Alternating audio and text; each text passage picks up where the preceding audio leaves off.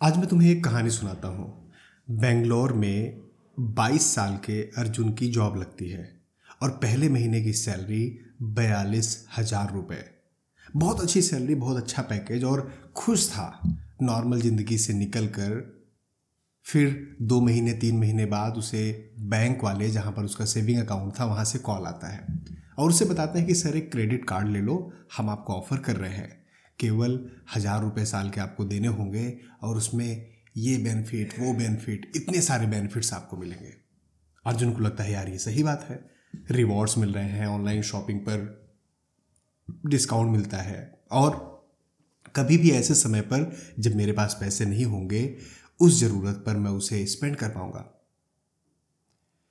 6 महीने बाद की सिचुएशन, उसके क्रेडिट कार्ड पर 52,000 रुपये का ड्यू और उसे लगता है कि ठीक है, कोई बात नहीं है, सैलरी आएगी तो मैं उसे पे कर दूंगा। लेकिन सैलरी आने में तो अभी दूर है ना, आज तो 4 तारीख है, सैलरी तो 31 को आएगी, 1 को आएगी। इन द मीनवाइल कैब के खर्चे हो रहे हैं, फ्यूल खर्चे हो रहे हैं, डाइन आउट खर्चे हो रहे हैं, पार्टी के खर्चे हो रहे हैं और ये 52,000 रुपये जो उसे लग रहा था कि मैं 2 महीने में पे कर दूंगा, जब उसका क्रेडिट कार्ड का बिल आता है तो टोटल अमाउंट 68,000 रुपीज़। अब ये 68,000 रुपीज़ उसे पे करना था। उसकी सैलरी थी 42,000 रुपये, घर के खर्चे भी निकालने थे, सारी चीज़ें करनी थी। उसे दिखा कि यार मिनिमम ड्यू केवल 2,500 रुपये है जो मुझे पे करने हैं। उसने मिनिमम ड्यू 2,500 रुपये पे कर दिए। उसे लगा कि ठीक है, 2,500 रुपये मैं पे कर दे रहा हूँ, अगले महीने बाकी पैसे पे कर दूंगा।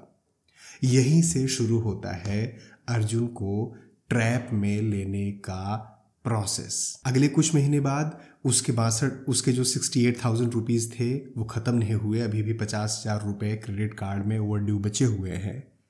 हर महीने 3.5% का interest rate, which is effectively करीब 42-43% का इंटरेस्ट रेट वो पे कर रहा है और उसका क्रेडिट स्कोर जो हमेशा 750 के आसपास रहा करता था, आज 650 के आसपास है। आप भी अर्जुन जैसे हो या अर्जुन जैसे हालात में फंसने वाले हो या नहीं, ये वीडियो डिसाइड करेगा। ये वीडियो अगले 20 मिनट में आपको ये बताऊंगा कि किस तरीके से हम क्रेडिट कार्ड के जाल में फंसते हैं, कैसे वहाँ से निकल सकते हैं और कैसे वो छोटी चीज़ें होती हैं जो हमें नहीं पता चलता कि हम क्रेडिट कार्ड के जाल में फंसते जा रहे हैं।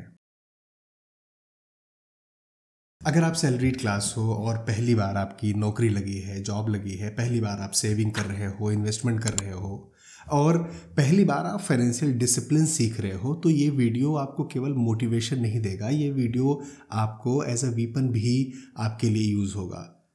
इससे आप सीख पाओगे कि क्या हमें करना है, क्यों नहीं करना है। याद रखो कि जब हम क्रेडिट कार्ड की बात करते हैं तो क्रेडिट कार्ड हमें 2 चीज़ों में से एक चीज़ बनाता है। या तो क्रेडिट कार्ड यूज़ करके हम अपना एक बहुत अच्छा दोस्त बना लेते हैं और हम फाइनेंशियली अनस्टॉपेबल हो जाते हैं, या तो क्रेडिट कार्ड यूज़ करके हम एक अपना दुश्मन बना लेते हैं और फाइनेंशियल ट्रैप में कम से कम अगले 4 से 5 साल के लिए फंस जाते हैं। आप इसमें से कौन सा बनोगे या कौन सा बनने वाले हो, ये वीडियो आपको उसका आंसर देगा। चलिए शुरू करते हैं। आप सोचो कि एक तरफ आप हो, एक सिंपल से इंसान जिसकी अभी भी नौकरी लगी है, या हो सकता है नौकरी तुम्हारी लगी हुई हो काफ़ी लंबे समय से, तुम अभी सीख रहे हो, तुम अभी क्रेडिट कार्ड के बारे में, बाकी चीज़ों के बारे में सीख रहे हो। दूसरी तरफ एक क्रेडिट कार्ड कंपनी ही नहीं है, एक क्रेडिट कार्ड की पूरी इंडस्ट्री है। $1 बिलियन बिग कंपनीज। 2024 में क्रेडिट कार्ड, भारत में क्रेडिट कार्ड के यूजर्स करीब 11 करोड़ के आसपास थे और जो total market cap credit card industry कितनी बड़ी है, करीब 24 लाख करोड़ रुपए की इंडस्ट्री है। अब सबसे बड़ा सवाल ये है कि ये क्रेडिट कार्ड कंपनीज आपको जो पैसे जो देते हैं, मतलब क्रेडिट कार्ड दे देते हैं, कई बार आपसे कुछ मामूली एनुअल चार्ज लेते हैं, 500 रुपये, 1,000 रुपये। कई बार वो आपको फ्री में भी दे देते हैं और कई बार आप देखोगे कि जितना आपको कैशबैक मिलता है, बोनस मिलता है, आपकी एनुअल फी उसी में एडजस्ट हो जाती है। तो क्रेडिट कार्ड कंपनीज को फायदा क्या होता है, क्रेडिट कार्ड कंपनीज पैसे कैसे कमाती हैं? क्रेडिट कार्ड कंपनीज के पैसे कमाने के 3 तरीके होते हैं। पहला तरीका यही है कि एनुअल फीस लगा दिया, लेट पेमेंट के चार्ज लगा दिए। जैसे मान लीजिए आपको 10 तारीख को क्रेडिट कार्ड में पेमेंट करनी है, आपने 11 को किया, 12 को किया, तो उसमें 300 रुपये, 400 रुपये, 500 रुपये का फाइन लगा दिया, लेट चार्ज लगा दिया, या एक फिर जो एनुअल मेंबरशिप है। लेकिन इन दोनों तरीकों से बहुत ज़्यादा अमाउंट नहीं बनता है। ये टोटल क्रेडिट कार्ड कंपनीज का जो रेवेन्यू होता है उसका करीब 15 से 20% के आसपास ही टोटल रेवेन्यू इससे होता है। दूसरा तरीका है मर्चेंट फ़ी। जैसे आप कहीं पर जाते हैं और क्रेडिट कार्ड से स्वैप करते हैं, क्रेडिट कार्ड से कुछ शॉपिंग करते हैं, परचेज करते हैं, तो जो मर्चेंट है, जो सेलर है, जो शॉपकीपर है, जो दुकानदार है, वो कुछ पैसे क्रेडिट कार्ड कंपनीज को generally 1% of the total amount वो पे करता है। तो उससे भी क्रेडिट कार्ड कंपनीज पैसे बनाती हैं। उससे ये होता है कि कंपनीज बोलती हैं मैं तुम्हें सहूलियत दे रही हूँ तो उसके बदले मुझे पैसे चाहिए 1% के आसपास, और वो भी करीब 15 से 20%, कई बार 30% तक का रेवेन्यू शेयर होता है टोटल कंपनीज का। तीसरा तरीका है जो असली मॉन्स्टर है, वो है आपका आउटस्टैंडिंग पर इंटरेस्ट। आपने देखा होगा कि कई बार आप कोई परचेज करते हो, कुछ कहीं पर स्वैप करते हो अपना क्रेडिट कार्ड, और आपके पास अगले दिन से फ़ोन पे फ़ोन आने लगते हैं। मेरे पास 2-3 क्रेडिट कार्ड हैं, उसमें से एक क्रेडिट कार्ड कंपनी ऐसी है, जैसे ही स्वैप करो अगले दिन से दिन भर में कम से कम 20 बार फ़ोन आएगा। आप उनको मना कर दो कि मुझे, और वो बोलेंगे कि EMI में कन्वर्ट करा लो सर, EMI में कन्वर्ट करा लो सर। अब आप उसको 20 बार कम से कम बोल दोगे कि मुझे नहीं कराना है EMI में कन्वर्ट, उसके बाद भी दूसरा बंदा फ़ोन करता रहेगा, फिर तीसरा बंदा फ़ोन करता रहेगा। आप उनको गालियाँ भी दोगे तभी भी नहीं सुधरेंगे। क्यों? क्योंकि क्रेडिट कार्ड कंपनीज के टोटल रेवेन्यू का करीब 50% से ज़्यादा इसी तरीके से आता है। आप मोटा मोटा मान के चलो कि क्रेडिट कार्ड जो टोटल आउटस्टैंडिंग होता है, जब आप उसे EMI पर कन्वर्ट कराते हैं तो 2%, 2.5% पर मंथ से लेकर करीब 3, 3.5, कई बार 3.25% के आसपास का इंटरेस्ट रेट लगाते हैं, जो एनुअल इंटरेस्ट रेट होता है करीब 30 से 45% के बीच में, which is what, car loan plus home loan plus personal loan, तीनों का कंबाइंड कर दो तो क्रेडिट कार्ड के इंटरेस्ट रेट से कम होता है। मैंने भी आपको बताया था कि अर्जुन का जो मतलब वो आउटस्टैंडिंग हो गई थी और वो डेट ट्रैप में फंसा, वो स्टार्ट कैसे हुआ उसको समझने की कोशिश करते हैं, उसी से आपको समझ आएगी, समझ मिलेगी। तो 2024 में जब उसकी जॉब लगी, उसके 1 या 1.5 महीने बाद उसने सबसे पहले एक फ़ोन परचेज़ किया, और वो फ़ोन था 28,000 रुपये का। तो उसने सोचा कि कोई बात नहीं है, 28,000 रुपये की, मेरी सैलरी 42,000 रुपये है, मेरे पास कोई लायबिलिटी नहीं है, मेरे पास कोई खर्चे नहीं है, मैं पैसे तो चुका दूंगा, अगले महीने पैसे चुका दूंगा। फिर अगले महीने चुकाने से पहले वही है ना कि आज आप खर्चे कर रहे हो, सैलरी तो आपकी अभी 20 दिन 25 दिन बचे हुए हैं, तब आएगी। तब तक cab, Swiggy, Zomato, online shopping, सारी चीज़ें हो रही है, और वो 28,000 रुपये उसके दिमाग में था कि 28,000 रुपये का मैंने फ़ोन लिया है और थोड़े बहुत परचेजिंग और करी है। लेकिन उसका महीने का जब बिल आता है वो आता है 52,700 रुपीज़, और मिनिमम ड्यू से पे करना था 2,600 रुपीज़। और फिर उसने सोचा कि चलो ये पहली बार हुआ है, पहली बार मैं क्रेडिट कार्ड यूज़ कर रहा हूँ, अभी मैं मिनिमम अमाउंट पे कर देता हूँ, अगले महीने पूरा का पूरा ज़रूर पे कर दूँगा। यहीं से शुरुआत होती है किसी भी मिडिल क्लास बच्चे का, किसी भी मिडिल क्लास पर्सन का क्रेडिट कार्ड के डेट ट्रैप में फंसना। क्योंकि ये मिनिमम बैलेंस जो है ना, मिनिमम बैलेंस से कुछ चेंज नहीं होता, कुछ भी चेंज नहीं होता, बल्कि केवल एक तरीके से आप समझ लो कि जितना वो आप पे पेनाल्टी या इंटरेस्ट लगाने वाले थे वही उन्होंने एडवांस में आपसे ले लिया है, वही एडवांस में लेकर रख लिया, और कुछ भी नहीं है। आपका अमाउंट सेम है, आपको पूरे के पूरे अमाउंट ऑलमोस्ट पे करने हैं। और ये मिनिमम अमाउंट केवल उस महीने नहीं होता, जब आप मिनिमम अमाउंट के चक्कर में एक बार फंसते हो फिर अगले महीने भी मिनिमम अमाउंट आप पे करते हो, उसके अगले महीने भी, फिर उसके अगले महीने भी। अर्जुन के साथ भी वही हुआ। अर्जुन ने पहले महीने मिनिमम अमाउंट 2600 रुपीज़ पे किया, धीरे धीरे हर महीने वो मिनिमम अमाउंट पे करता रहा और 6 महीने बाद उसका टोटल ड्यू कम नहीं हुआ, उसका ड्यू 67,000 रुपीज़ हो गया। और ये जो मिनिमम ड्यू था, जो मिनिमम मतलब इंटरेस्ट था, जो उसका करीब 2300 रुपये 2500 रुपये के आसपास था, वो अब 4300 रुपये हो गया।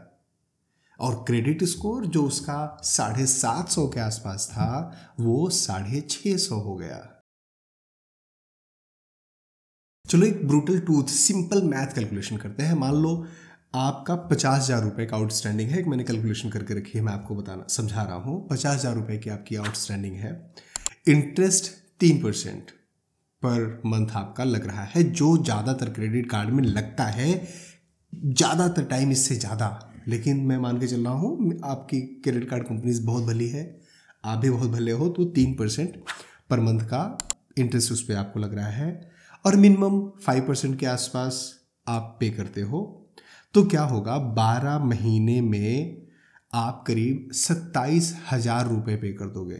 12 महीने में 27,000 रुपये पे कर दोगे और इस 27,000 रुपये से आपका जो 50,000 का आउटस्टैंडिंग था वो 27,000 रुपये कम नहीं हुआ, केवल 8,000 रुपये कम होगा, क्योंकि बाकी पूरा का पूरा इंटरेस्ट में जा रहा है और आपका आउटस्टैंडिंग अभी भी 42,000 रुपये के आसपास होगा। और तुम्हें पता है कि ये 5% पे करते करते, और अगर आप कुछ नया शॉप नहीं कर रहे हो, कुछ नया परचेज नहीं कर रहे हो, मिनिमम पे करते करते कितने महीने लगेंगे आपको पूरा अमाउंट क्लोज करने में?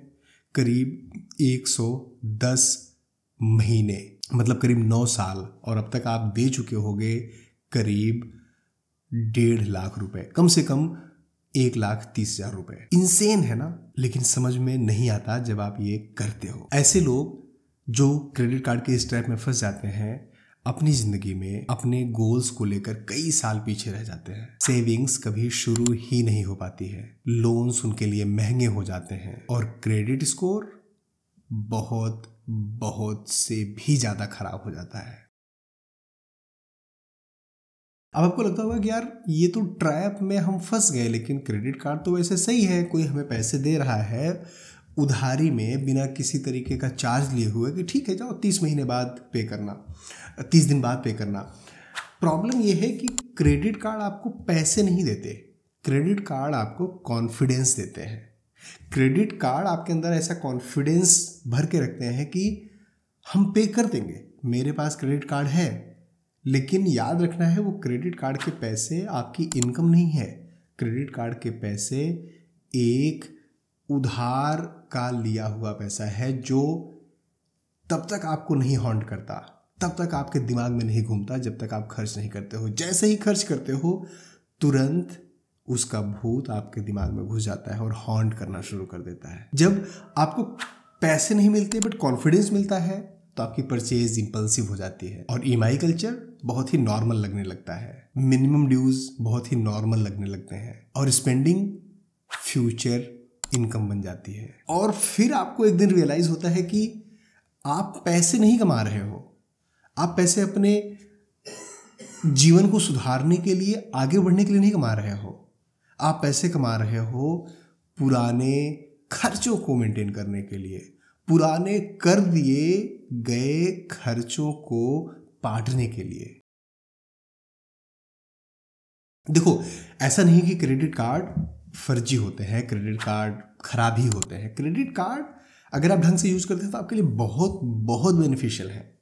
कुछ चीजें, कुछ नियम हमें क्रेडिट कार्ड यूज करते हुए जरूर ध्यान दें। रूल नंबर 1, क्रेडिट कार्ड का कभी भी मिनिमम अमाउंट पे नहीं करना है, हमेशा 100% अमाउंट पे करना है, चाहे कुछ भी हो। सर्दी, बरसात, हॉस्पिटल में आप हो, गिर गए, चोट लग गई, पैर टूट गया, मर गए तब नहीं, बाकी समय में क्रेडिट कार्ड का पूरा 100% अमाउंट आपको पे करना है। रूल नंबर 2, क्रेडिट कार्ड से तभी खर्च करें जब उतनी खर्च करने की कैपेबिलिटी हो आपको।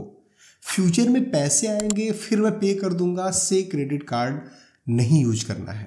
क्रेडिट कार्ड तभी यूज करना है जब आपको पता है कि आज मुझे गाड़ी में डीजल भरवाना है, 4,000 रुपये का डीजल भरना है, मुझे पता है कि मैं यूपीआई से भी कर सकता हूँ, बट फिर मैं क्रेडिट कार्ड से करता हूँ क्योंकि मुझे पता है कि मैं क्रेडिट कार्ड से करूँगा तो मुझे 3% का कैशबैक मिल जाएगा। और जैसे ही मिला मैंने 4,000 रुपये अपने अकाउंट से उठाए और क्रेडिट कार्ड में डाल दिए। कोई टेंशन नहीं, किसी तरीके की प्रॉब्लम नहीं, मुझे कैशबैक मिला, मेरा बेनिफिट हुआ।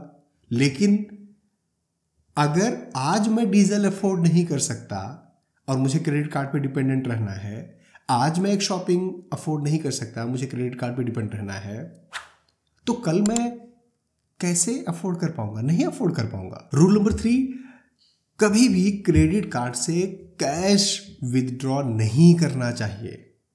जिस दिन आप कैश विदड्रॉ करते हैं उसी दिन से पूरा का पूरा इंटरेस्ट लगने लगता है और आपका क्रेडिट स्कोर हिल जाता है सेम डे। क्रेडिट कार्ड से कभी भी कैश विदड्रॉ नहीं करना चाहिए।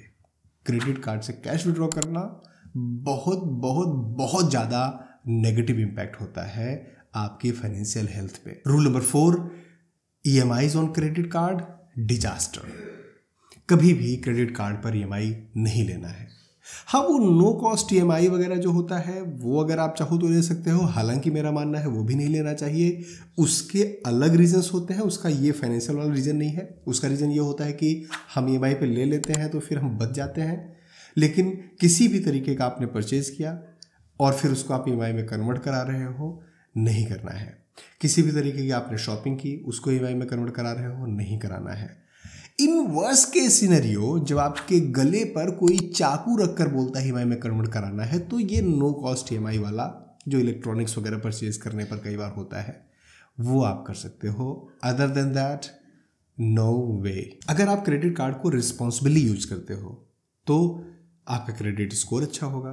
क्रेडिट स्कोर अच्छा होगा तो आपको होम लोन सस्ता, कार लोन सस्ता, पर्सनल लोन सस्ता, मज़े ही मज़े। लेकिन अगर आपने क्रेडिट कार्ड को ढंग से सोच समझ कर यूज नहीं किया तो ये आपकी लाइफ का सबसे पहला और सबसे बड़ा प्रॉब्लम मिस्टेक होने वाला है, जो आपको फाइनेंशियल ट्रैप के उस गड्ढे में ढकेल देगा जहां से निकलने में कम से कम आपको 4 से 5 साल लगेंगे। आज के समय में आप देखेंगे ना तो कोई भी ऐसी फैमिली नहीं है जिस फैमिली में कम से कम एक मेंबर क्रेडिट कार्ड के चक्कर में फंस गया हो, क्रेडिट गलती से फंस गया हो। ज़्यादातर लोग जानबूझकर नहीं फंसते, ज़्यादातर लोग को पता ही नहीं होता कि क्रेडिट कार्ड वो चाकू है जिसको आप अगर ढंग से पकड़ोगे तो आपके लिए एज अ वीपन काम करेगी, आपके लिए बेनिफिशियल रहेगी। लेकिन अगर गलत तरीके से पकड़ोगे तो आपका हाथ काट देगी, बहुत दर्द होगा, बहुत खून बहेगा। मैं ये वीडियो आपको सिर्फ इन्फॉर्मेशन देने के लिए नहीं बना रहा हूँ, मैं ये वीडियो आपको मोटिवेट करने के लिए नहीं बना रहा हूँ। मैं ये वीडियो इसलिए बना रहा हूँ कि इससे मेरा पर्सनल बहुत ज़्यादा टच है। मैं एक बार उस गड्ढे में गिर चुका हूँ, बहुत बुरी तरीके से गिर चुका हूँ और उससे निकलने में मुझे बहुत मेहनत करनी पड़ी।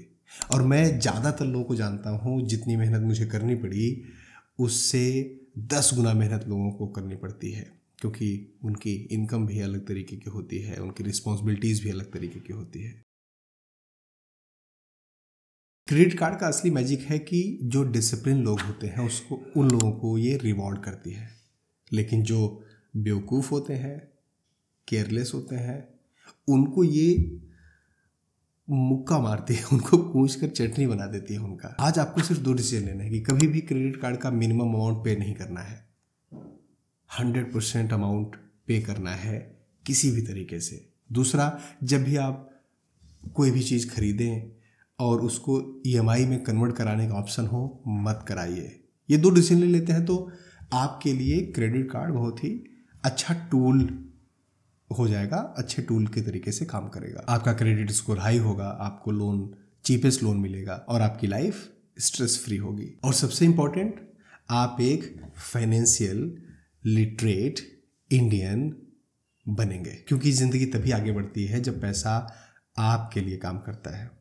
और हाँ, जब आप ये सब सीख रहे हो, मेहनत कर रहे हो, तो अपनी हेल्थ का ध्यान रखिए, अपनी मेंटल हेल्थ का ध्यान रखिए। हमारे वीडियोस को देखते रहिए, अपना और अपनों का ख्याल रखिए। Thank you. जय हिंद।